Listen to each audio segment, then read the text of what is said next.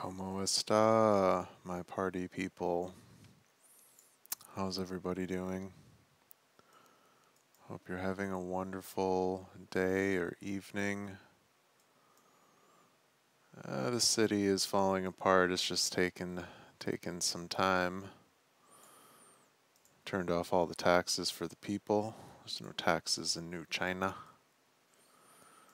And, this is going to be a slow burn, but there's no rush. The collapse will be inevitable.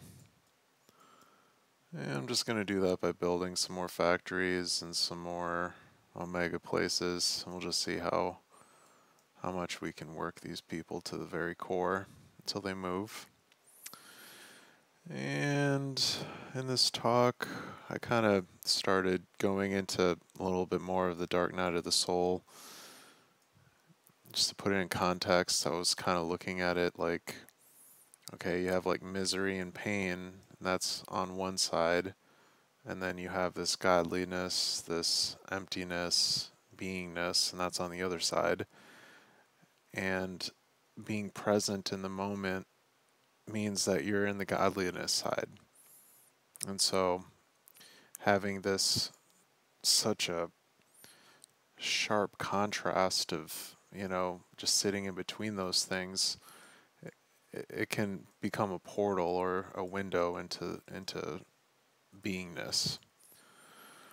So that's using the dark night of the soul. Hopefully that's a little bit clear. And then I kind of went into the Four Noble Truths. Certainly no expert in Buddhism, but I understand it at least. And besides that, I'm just going to tinker around, and I hope you have a wonderful rest of your day. Namaste. I was thinking a little bit more about the dark night of the soul and how intense suffering, unbearable, is almost like a direct pathway to meet yourself. So you're kind of, you're just kind of fed up with your realization of life and what's going on. You take a step back, boom, and you just saw yourself in the mirror. You saw everything that's horrible, and then you're witnessing your experience. And that witnessing ends up being an embodying of that sacred, divine aspect. And then at that point, it all gets transmuted. All that suffering and pain, it's a portal directly to relief. So a lot of times people, they're like, oh, bliss and happiness would be the absence of the horrible misery and pain that my baseline is, what life is. Whatever the opposite of my life, that's bliss and happiness. And then that's the way you kind of detach from all the conceptual frameworks you've created to build this reality that you've been living in. It's a direct window, poof, you get out. But maybe that's more like a window because you're always going to be, the house is always going to be there too. You may not have to live in it, but that's so close, that edge. You're right on the edge all the time, and so that shattering unbearableness of suffering is just that tiny leaning, right? Like that desire that Buddha talks about of becoming, that leaning. When your life is so horrible, that leaning into the next moment would be complete devastation and misery.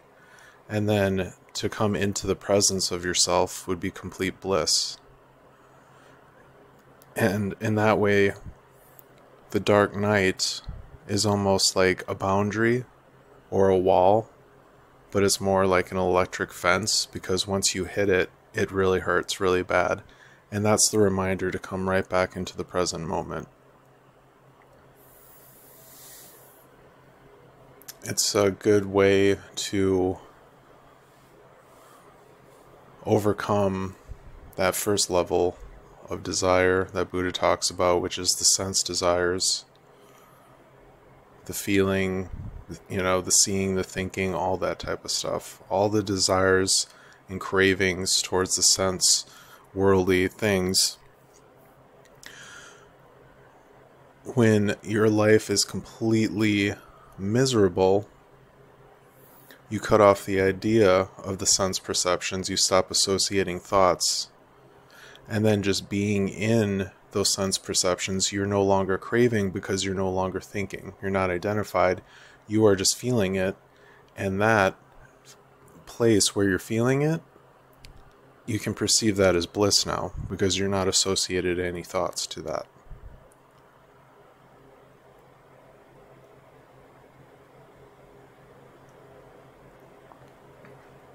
Those Four Noble Truths were pretty wise, I would say. That Buddha comes back and he's like, okay, suffering is life. And I like how Eckhart Tolle kind of talks about how the identification to life is suffering. Because when the Buddha is talking, he's talking in a framework of the ego. He realizes that he's now back in a world where it's like a dream world. Everyone's asleep. He enters that dream world again, and then he delivers the teachings in the dream world context. Although where he got the teachings from was from an awakened state. So he's up, he's operating, he's awake, goes to sleep, and then uses that sleep model, that dreaming model that everyone thinks is real, as a means to bring them up out of sleep into the awakened state. So he says that life is suffering because everyone's already identified with life. They say, we are all living, this is what we're doing. Or in other words, how the Buddha sees it, we are all dreaming. So the Buddha could have said as well that dreaming is suffering. Because you all thinking, like, the identification to your life is dreaming, and that dreaming is suffering. And so how do you stop suffering? Well, his second noble truth was, why do you suffer? And that's because you're desiring and you're craving. You've built the world, the dream world, up by desires. And that's why you keep dreaming. You enjoy the dreaming because there's pleasures, there's wonderful things inside of that dream. Now, of course, it's suffering because those pleasures don't last. If the pleasures lasted forever, they wouldn't be pleasures.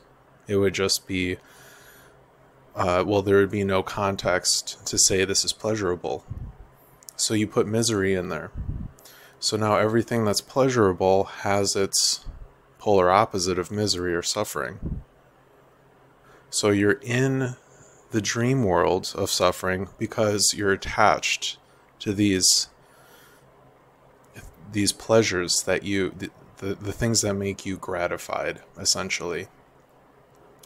And so in order to stop suffering, you have to stop desiring, or come into a state where you see the desires and the suffering both as one, and then you become more of a static object where the suffering, the pleasures, everything that's happening is more rolling over you like the water rolls over the rocks if you're looking at a waterfall. It's just your beingness is the rocks, and then you're experiencing this play between beingness and and everything that's changing, the running water. So your consciousness is really that space in between the rocks and the water, and it's conscious because a it has a connection to the beingness, the solid state, the unchanging, and the always changing. It has a connection to both of those things, and that's what we call consciousness. You can also call that energy. It's love. It's the life. It's beauty. It's everything. And that runs through the whole universe.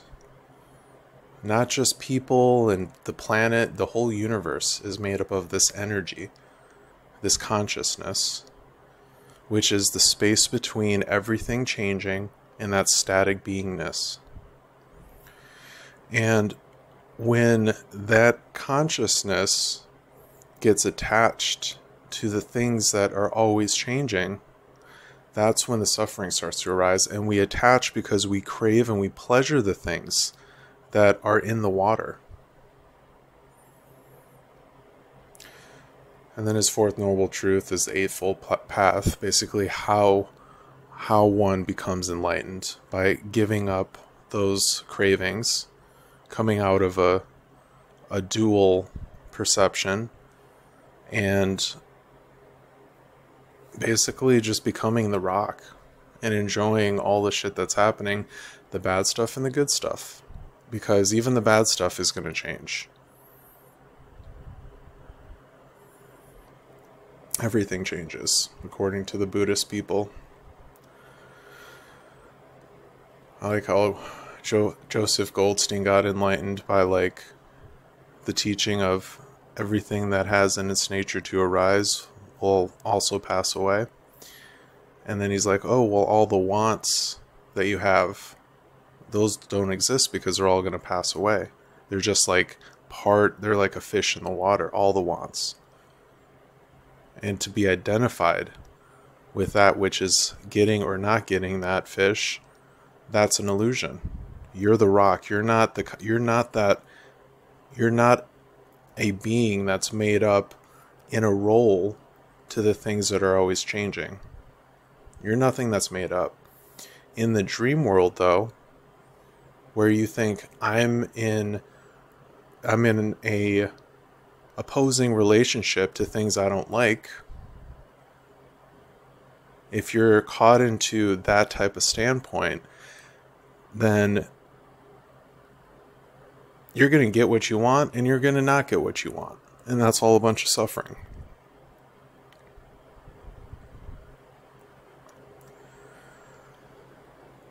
So I think the goal here is to kind of maintain some sort of solid center, to let the things in nature kind of roll around you.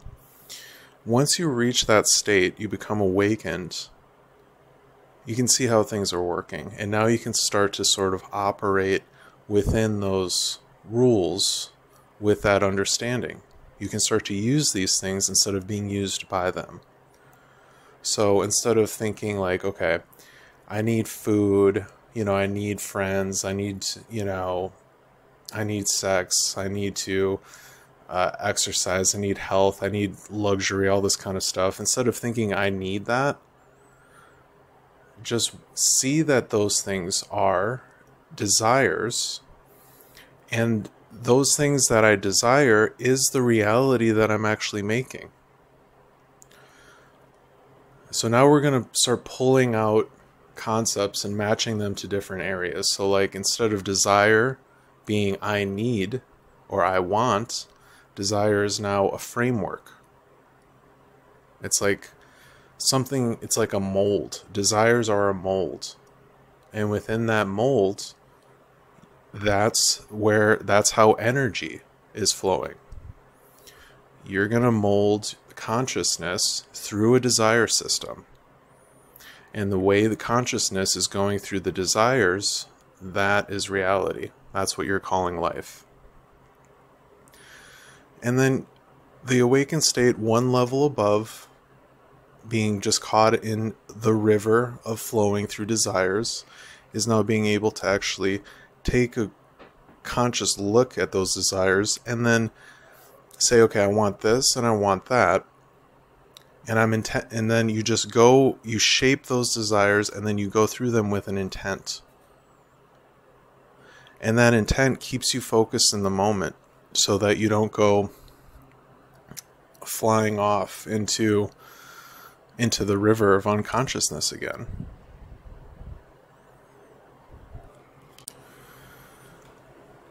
So the first step is to get liberated, to get free or to get awakened. And you do that not by grabbing on to concepts and beliefs and things in life that have been floating above you. It's not to try to identify with things that are always going to be changing. It's more of seeing the things and then letting them go.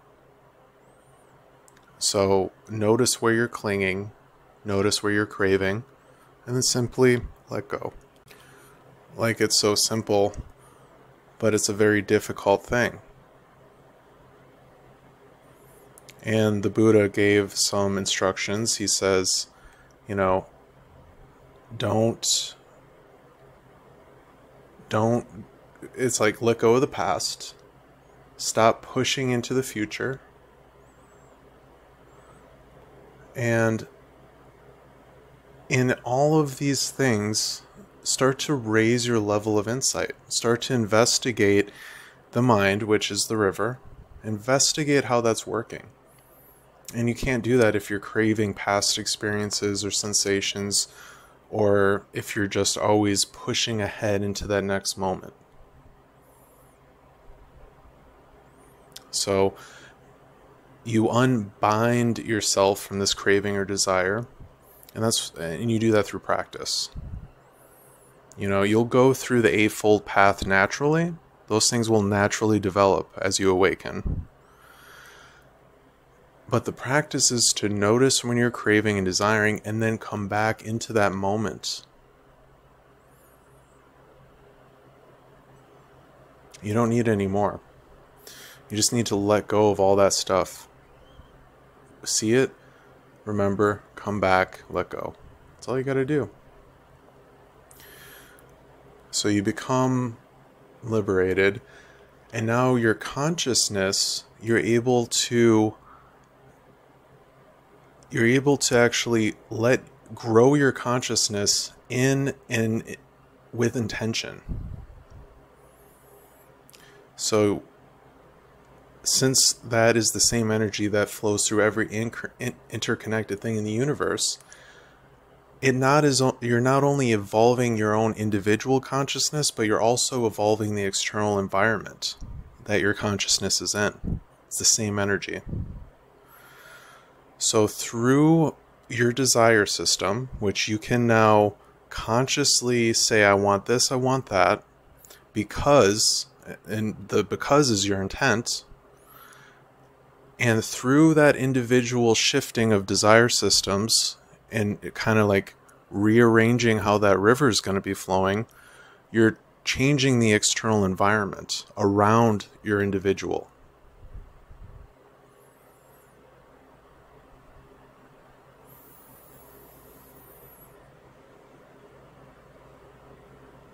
And again, this is all about getting right back into this here and now.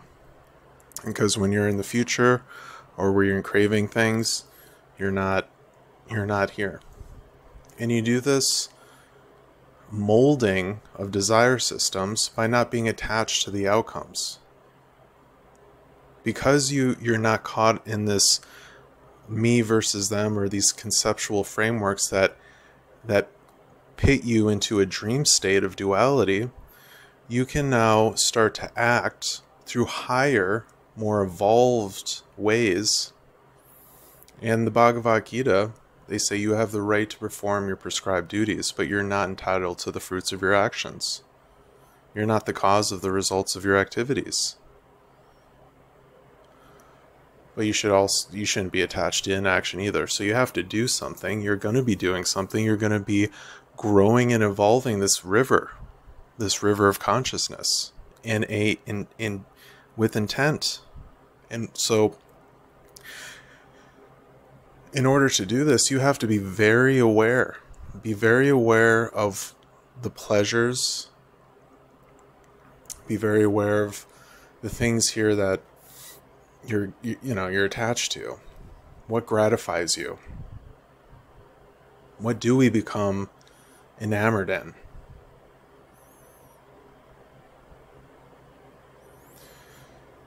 And through just that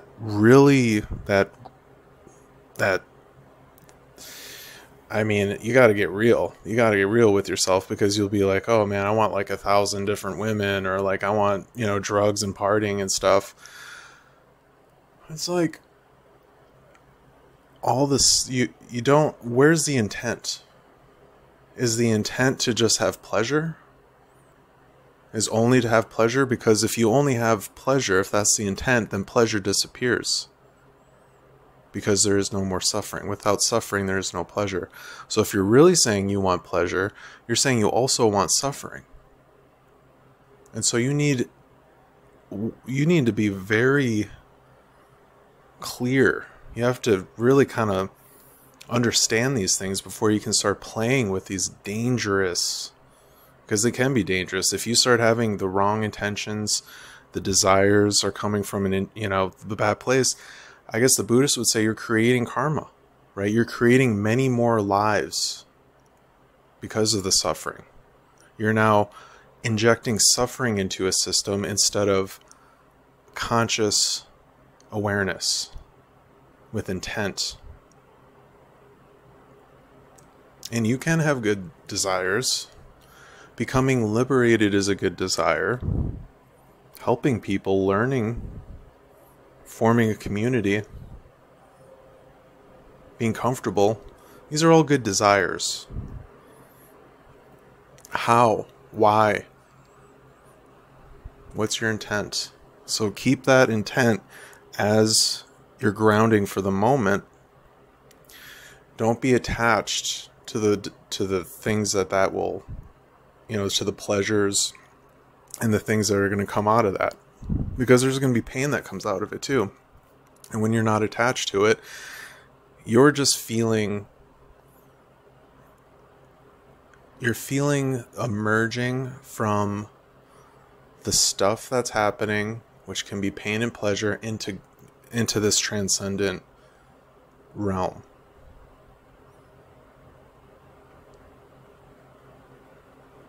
You become untouchable. But it's simple, but it's tough. You got to get there, and then you have to mindfully work with these things in order not just to help you as the individual, but the entire environment. It depends on it. It's going to go in that direction anyways. So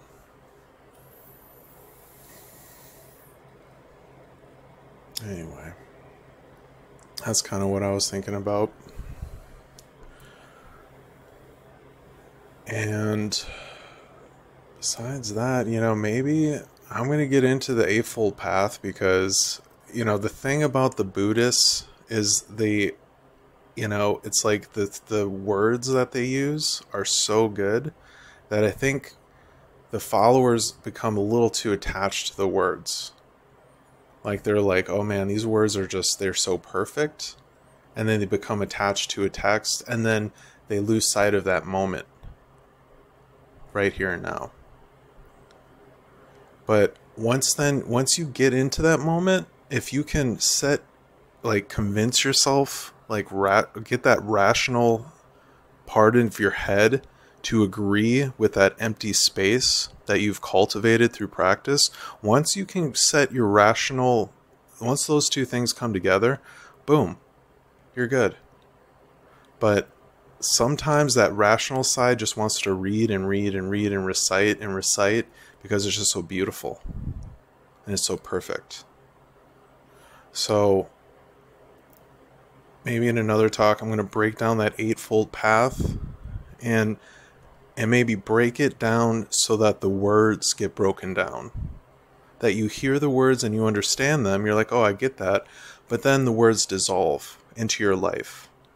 Because ultimately, you're somewhere there. You're somewhere in that path. And once all those things click together, boom, it all dissolves. But you have to let the words dissolve. You have to let go of the Buddhist concept and just become the Buddha. That's the whole thing. Anyway, I'm interested to hear more of the Buddhist stuff. I don't really know much about the Buddhist stuff, but I understand it. You know, I definitely understand it. So,